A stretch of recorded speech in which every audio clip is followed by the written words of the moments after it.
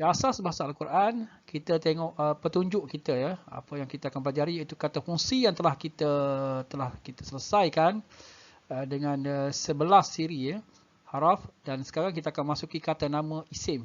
Jadi untuk kata nama isim, tanda ada 6 perkataan yang perlu kita ingat, perlu hafal. Jantina ada 5, bilangan ada 8, dan dominan. Dominan ni masih misteri lagi, insya-Allah kita akan bilang angka jumlahnya kita akan tengok selepas daripada ini. Okay, untuk kata nama, yang pertama tadi tanda, macam mana kita nak mengenali isim. Yang pertama sekali ada 6 cara macam mana kita nak mengenali isim di dalam Al-Quran. Yang pertama, perkataan tersebut bermula dengan alif lam. Alif lam contohnya di sini ialah al-bait, rumah itu ya. Alif lam ni adalah isim. Yang kedua ialah di hujung huruf perkataan tersebut, di hujung ni ialah tanwin. Tak kira tanwin itu baris atas, baris bawah atau baris hadapan. Maka dia adalah isim. Yang ketiga ialah di hujung perkataan tersebut ialah baris bawah. Contohnya yang ini al-baiti, ti ya. Maka dia adalah isim. Yang keempat mudhaf ataupun fasa pemilikan ya. Contohnya Baitullah, rumah Allah maksudnya. Maka di hujung dia Baitullahi, maka dia adalah isim ya. Rasulullah contohnya adalah isim. Seterusnya yang kelima ialah selepas haraf ja. Haraf ja kita telah pelajari sebelum daripada ini. Selepas daripada haraf ja, contohnya fil baiti. Ini ialah haraf ja, maka al-baiti adalah isim ya. Isim.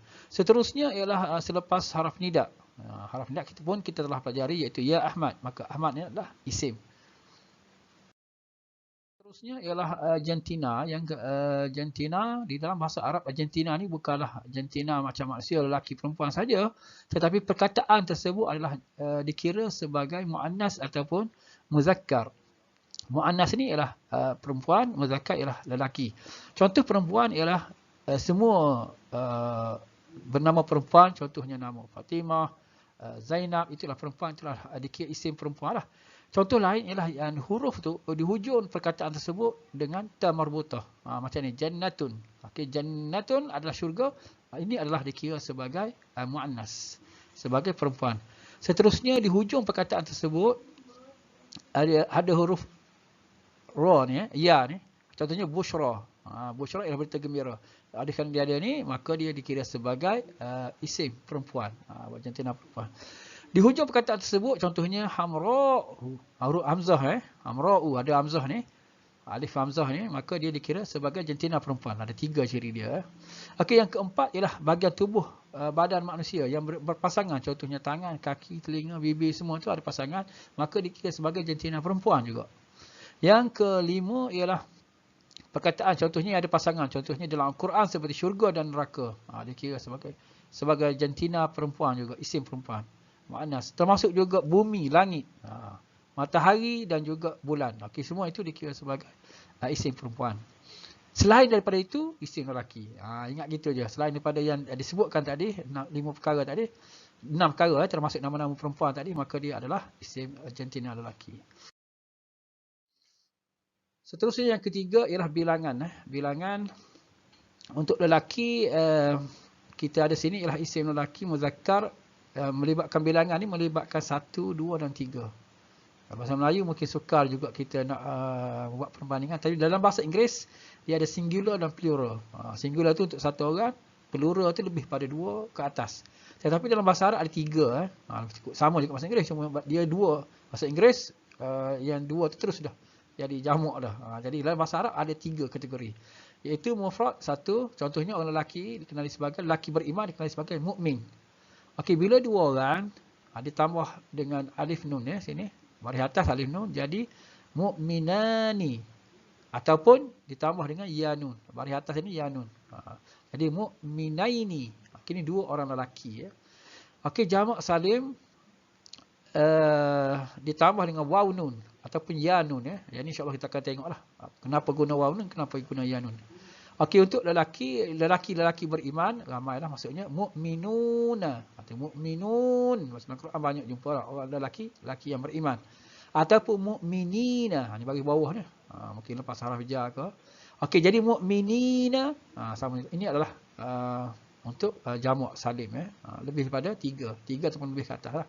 Untuk perempuan muannas pun sama juga, cuma ditambah ta marbutah lah seperti yang kita pelajari tadi, mukminatun.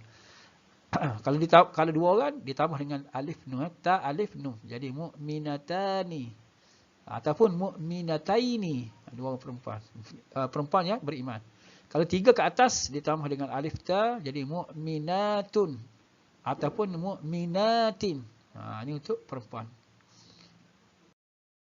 Seterusnya untuk jamak taksir. Jamak taksir ni sebab dia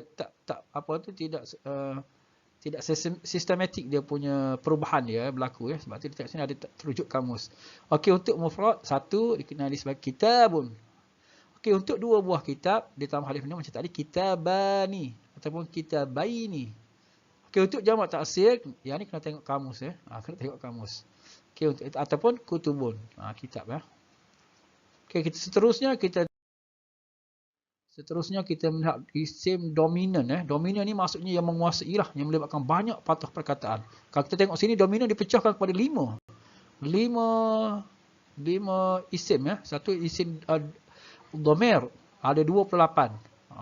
Dominan ni ada pecahan lah, mutasir dan juga munfasil. Antaranya ialah ana, huwa, kum. Dalam bahasa Melayu dikenali sebagai ganti nama diri. Sebanyak 28. InsyaAllah kita tengok lepas ni. Mausul ni ada 8. Contohnya ialah allazi, allazina. Seterusnya isim isyarah. Isim isyarah ada 12. Antaranya ialah ulaika ataupun hadza. Isim isyarah ni dalam bahasa Melayu dikenali sebagai isyarat lah, penunjuk. Penunjuk ada 12. Isim istifham ada 14. Ini pertanyaan. Antaranya hal. Bagaimana? Kaifa? Bagaimana? Okey, ini ialah isim istifham, kita akan tengok lepas ni. Yang kelima ialah zaraf. Zaraf ni ada 2, pecahan 2, iaitu masa dan juga tempat. Contohnya yaum ataupun hari, ataupun masa. Okey, inilah dhamir ganti nama diri. Kita tengok ada 28 tadi. Untuk munfasil ni berpisah. Berpisah. Jadi contohnya ialah huwa dia, huma mereka berdua, hum mereka semua, hiya dia, huma mereka berdua, hunna mereka semua. Ini untuk perempuan. Yang merah ni untuk perempuan. Untuk lelaki warna biru ni. Okey. Untuk aku, ana, kami, nahnu. Untuk lebih detail lagi kita boleh tengok dalam siri yang kedua nanti, siri yang ketiga nanti, iaitu dhamir. Kita akan tengok siri yang kedua insya-Allah. Muttasil. Okey, muttasil lah domain yang bercantum. Contohnya lahu. Tengok bercantum dengan perkataan lahu. Maka yang ni hu ni ialah baginya. Okey, lahuma bagi mereka berdua, lahum bagi mereka semua. Okey, untuk perempuan laha. Laha kalau dua orang, lahuma kalau ramai, lahunna bagi mereka semua. Bagi engkau, laka, lakuma bagi engkau berdua, lakum bagi kamu semua. Laki bagi engkau, perempuan yang merah ni perempuan. Lakuma 2 orang perempuan, bagi engkau berdua. Lakunna bagi 3 orang perempuan dan ke atas. Okey, ni muttasil. Okey, seterusnya isim mausul, iaitu kata nama berkait berkait ataupun mewakili pun boleh juga. Antaranya ialah allazi, biasa kita jumpa dalam Al-Quran. Allazi ini untuk muzakkar Allazi itu orang yang ataupun perkara apa yang menjadi diwakilkannya, tak semestinya orang. Okey, allazina, allazi untuk orang yang, allazani ataupun allazaini, 2 orang. Kalau ramai, allazina, maka biasa diterjemah dengan orang-orangnya. Okey, untuk muannas yang jantinanya perempuan tadi, kita ingat jantina perempuan bukan maksud dia orang perempuan, tetapi ada perkataan perempuan pun termasuk juga. Allati, orang yang, allatani ataupun allataini, 2 orang perempuan. Ataupun ramai orang perempuan. Allai ataupun allati. Untuk yang tidak ada jantina, tidak muzakkar dan juga biasa perkara lah, perkara benda apa semua, biasa dia guna man, siapa yang. Yang ni lebih umum lebih umum, kita tidak man. Ataupun yang ni untuk manusia lah, siapa. Okey, untuk ma, yang ni untuk apa yang. Apa yang maksudnya yang bukan manusia lah, perkara-perkara. Okey, yang tu dia panggil apa yang, ma. Seterusnya isim isyarah, iaitu kata petunjuk. Untuk muzakkar, yang ini jarak dekat. Ada jarak dekat, jarak jauh. Okey, untuk jarak dekat, untuk seorang saja dia dikenali sebagai hadza. orang ini ataupun ini saja bergantung pada ayat lah. Hadzani ataupun hadzaini untuk dua orang. Kalau untuk ramai, haula'i untuk orang-orang ini ataupun untuk ini yang ramai lah. Okey, seterusnya untuk yang muannas pula, hadhihi orang ini, hatani ataupun hataini untuk dua orang perempuan, haula'i orang-orang ini yang perempuan. Isim isyarah yang jauh, muzakkar untuk jantina lelaki, zalika orang itu. Ataupun itu kalau melibatkan orang lah, orang itu. Kalau tidak melibatkan manusia, mungkin perkara lain, perkara apa semua, jadi itu saja. Zanika ataupun zainika, dua orang itu ataupun itu. Ulaika, orang-orang itu ataupun itu saja. Seterusnya tilka, itu muannas, tilka orang itu. Tanika ataupun tainikia, tainika untuk dua orang itu. Dan untuk ulaika sama je dengan yang muzakkar, dengan perempuan ni, yang lelaki sama je guna ulaika.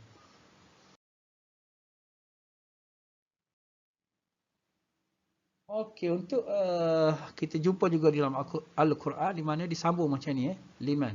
Sebenarnya perkataan asalnya ialah liman. Maka disambung jadi liman. Okey. Seterusnya kita biasa jumpa amma ataupun amma. Maknanya perkataan asal ialah an dengan ma.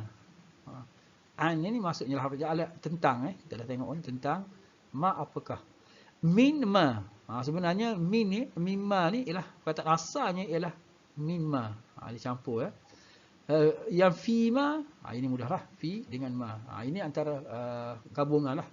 Biasa kita tengok jumpa dalam Al-Quran, sebenarnya asal perkataan adalah yang ni. Okay, seterusnya yang terakhir ialah harf zaraf, iaitu ada dua zaman. Zaman ni maknanya masa lah. Biasa tu jumpa, contohnya ialah yauma, hari, syahra Ramadan. Okey, syahra adalah bulan, ama ataupun sanata ialah tahun, nahara ialah siang, laila malam, lailatul qadar. Lailatul malam masih. Okey, laila malam, ataupun idza ketika, lamma pada masa, kullama setiap kali, marratan maksudnya kali, bukratan pagi, sa'ata waktu, hina maksudnya masa, qabla sebelum.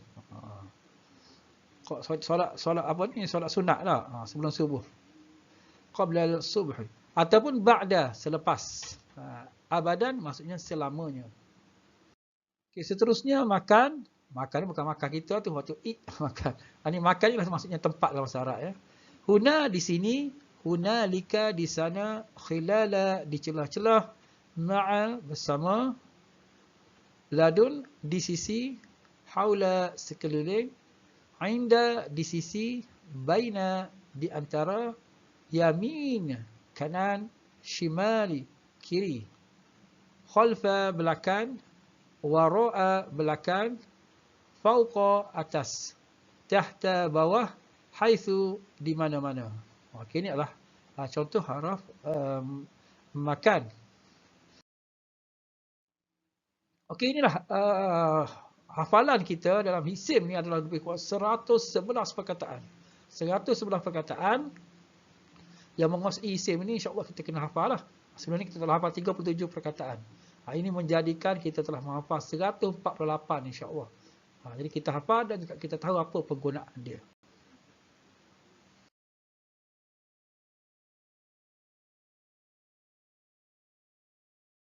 Siri iaitu siri 1 iaitu mengenali isim. Dan kita tengok tadi ada 113 perkataan yang perlu kita hafal dan selalu kita jumpa di dalam Al-Quran. Di dalam siri Express insya-Allah.